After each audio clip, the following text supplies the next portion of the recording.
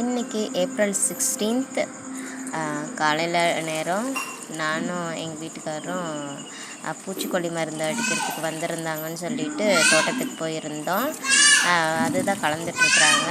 ஏதோ ஒரு 3 பாட்டில் அப்பா வாங்கி கொடுத்தாப்படி, அதுதான் அவர்கிட்ட கொடுத்தேன். அதுதான் அவர் வந்து கலந்துட்டுருக்குறாப்படி. 2 பாட்டில் தண்ணி ஊற்றி கலந்தாப்படி, 3ஆவது பாட்டில் அப்படியே ஊற்றிட்டாப்படி. அது எதனால் அப்படி மிக்ஸ் பண்ணுறாங்கன்னு எனக்கு தெரியல. ஆனால் தண்ணியில் தான் மிக்ஸ் பண்ணுறாப்படி, மொத்தமாக அப்படியே வந்து ஊற்றி அடிக்கிறது இல்லை.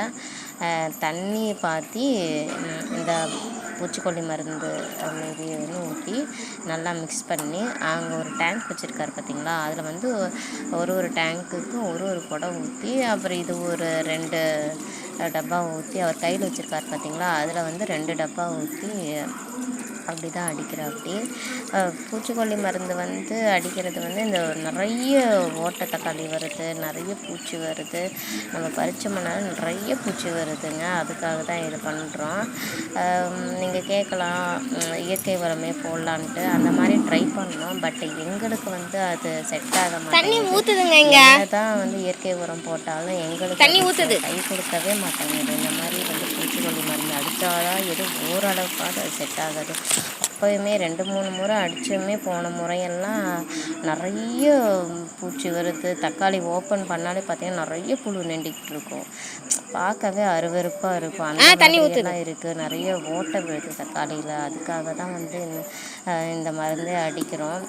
இதை வந்து இன்றைக்கி அடிச்சிட்டோன்னா இன்றைக்கி தக்காளி பறிக்கவே மாட்டோம், மறுநாள் தான் பறிப்போம். அப்போ தான் வந்து அந்த ஸ்மெல் வராமல் இருக்கும். ஹெல்த்துக்கும் அது தானே நல்லது.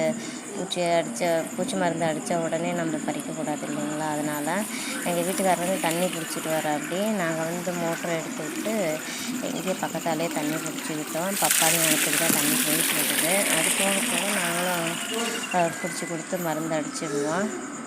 அவர் வந்து டேங்க்கு ஊற்றுறதுக்காக தண்ணி பிடிச்சிட்டு வர சொன்னாப்படி, ஊற்றுறதுக்காக எடுத்துகிட்டு போயிட்டுருக்குறாப்படி. ஊற்றி அடிச்சிருவாப்படி. இந்த வீட்டு தோட்டத்துலலாம் வளர்க்குறாங்க பார்த்திங்களா, அவங்களுக்கு வந்து நானுமே வீட்டில் செடி வச்சுருக்கேன், எதுவுமே போடுறதில்ல, வெறும் தண்ணி மட்டும் தான் ஊற்றுறேன். ஆனால் நல்லா வருது. ஆனால் இதே ஒரு தோட்டமாக ஒரு வாய்க்கால் ஃபுல்லாக இருக்குது அப்படின்ற பட்சத்தில் இயற்கை உரமோ இல்லை வெறும் தண்ணி ஊற்றினாலும் செட் ஆக மாட்டேங்குது. இந்த மாதிரி எல்லாம் ஆர்டிஃபிஷியலாக ஏதாவது அடித்தா மட்டுமே தான் வருது. அவர் இந்த மிஷினை ஸ்டார்ட் பண்ணிட்டாப்படி.